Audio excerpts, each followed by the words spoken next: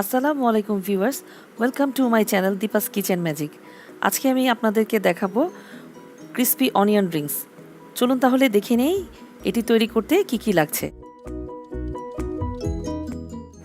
আমি একটা বড় চাইনিজ পেঁয়াজ নিয়ে নিয়েছি, আপনারা যে কোনো পেঁয়াজ দিয়ে করতে পারেন। আর নিয়ে নিয়েছি জিঞ্জার পাউডার হাফ চা চামচ,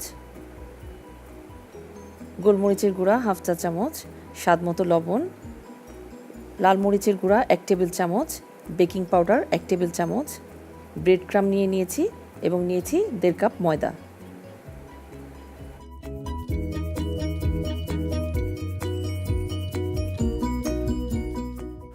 আমি পেঁয়াজটাকে একটু এরকম মোটা করে কেটে নিব।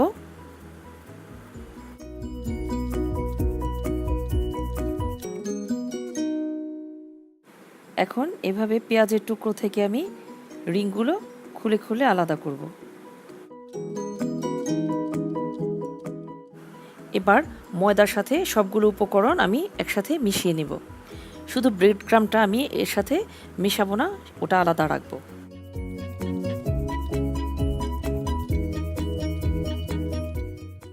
এবার এতে অ্যাড করে দিচ্ছি পানি।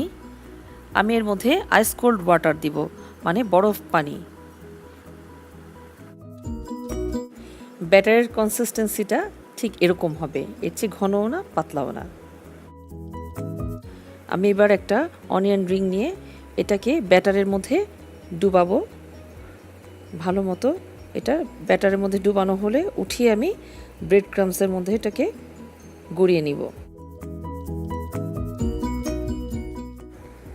ব্রেড ক্রাম্বটা ভালোভাবে হাত দিয়ে এটার চারপাশে লাগাতে হবে।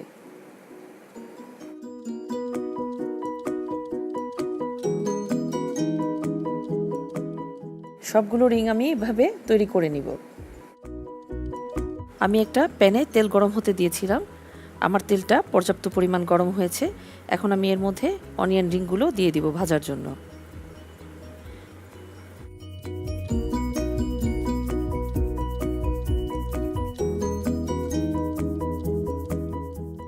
ভাজার কাজটা করতে হবে চুলার আঁচটাকে লো ফ্লেমে রেখে।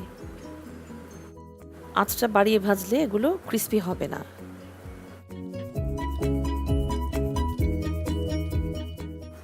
এক পাশ ভাজা হয়ে গেছে, এখন আমি এগুলোকে উল্টে দিব।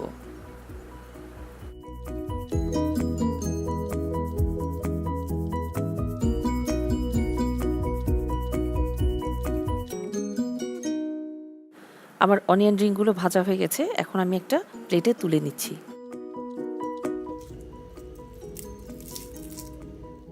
ভিউয়ার্স, শব্দ শুনে নিশ্চয়ই বুঝতে পারছেন কতটা ক্রিস্পি হয়েছে। আমার রেসিপি ফলো করলে আপনাদেরটাও ঠিক এরকমই হবে। আমার ভিডিওটি যদি ভালো লাগে অবশ্যই লাইক দিয়ে শেয়ার করবেন আর আমার চ্যানেলটি সাবস্ক্রাইব করবেন।